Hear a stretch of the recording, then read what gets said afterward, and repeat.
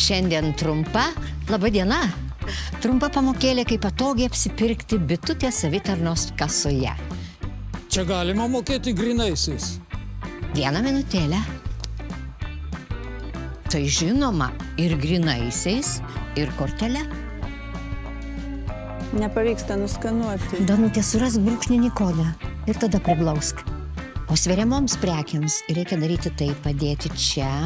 Čia yra ir svarstyklės, tada paspausti ieškokite, tada surinkti pavadinimą. Na, štai ir viskas. O lojalumo kortelę kur priglausti? Iki kortelę reikia priglausti čia, bet kuriuo apsipirkimo metu. Jau nuskenavau, pinigus kur dėti. Grynuosius čia, o kortelę atsiskaitome čia. Štai ir viskas.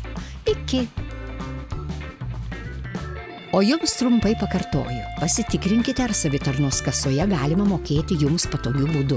Prekes skenuokite ir dėkite joms skirtą zoną, o sveriamus produktus padėkite ant kasoje esančių svarstyklių ir ieškokite sveriamų produktų sąraše. Nepamirškite nuskenuoti fizinės iki lojalumo kortelės arba kortelės iki programėlėje. Su ja galite apsipirkti pigiau. O jei kils bet kokių klausimų, kreipkitės į iki darbuotojus. Išbandykite bitutės kasas. Iki.